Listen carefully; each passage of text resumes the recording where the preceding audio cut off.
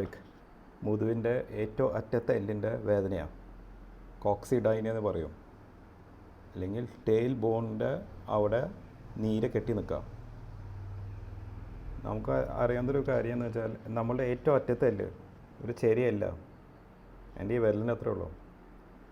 നമുക്ക് 33 നട്ടലിൻ്റെ എല്ലുകളുണ്ട്. അത് ഏറ്റവും അവസാനത്തെ എല്ലാണ് ഈ ടെയിൽ ബോൺ. ഇതിൻ്റെ മുകളിൽ നീര് പെയിൻ വരാൻ ഏറ്റവും കോമൺ കാരണം കുറേ നേരം ഇരുന്നാലും അല്ലെങ്കിൽ കുറേ യാത്ര പോകുമ്പോഴാണ്. നമ്മളുടെ സ്പൈൻ നട്ടലിൻ്റെ ഉദ്ദേശം മുമ്പിലേക്ക് പോകാൻ ഉണ്ടാക്കിയിട്ടുള്ളത്, അപ്പ് ആൻഡ് ഡൗൺ ആക്ഷൻ ഇല്ല. സോ നമ്മൾ 2 വീലറിൽ അല്ലെങ്കിൽ ഓട്ടോറിക്ഷയിൽ അല്ലെങ്കിൽ ബസ്സിൽ കുറേ നേരം ഇരുന്നാൽ പോയാൽ, ലോങ് ഡിസ്റ്റൻസ് പോയാൽ ഇങ്ങനൊരു അപ്പ് ആൻഡ് ഡൗൺ ആക്ഷൻ വരും. സോ ഏറ്റവും അറ്റത്തെ എല്ലിലാണ് ഇങ്ങനെ ജാമിങ് വരാം. അത് കാരണമാണ് ഈ പെയിൻ വരുന്നത്. ഇതിൻ്റെ ട്രീറ്റ്മെൻറ്റാണ്, പെയിനുള്ള ഭാഗത്ത് പ്രസ്സിങ് വന്നാൽ പെയിൻ കൂടിക്കൊണ്ടിരിക്കും. സോ ട്രീറ്റ്മെൻറ്റ് എന്താ? ആ ഭാഗത്ത് പ്രസ്സിങ് വരാൻ പാടില്ല. പക്ഷെ ഒരു പ്രശ്നമുണ്ട്, നമ്മൾ അതിൻ്റെ മുകളിൽ നമ്മൾ ഇരിക്കണം, നമ്മൾ അതിൻ്റെ മുകളിലാണ് നമ്മൾ കിടക്കണം.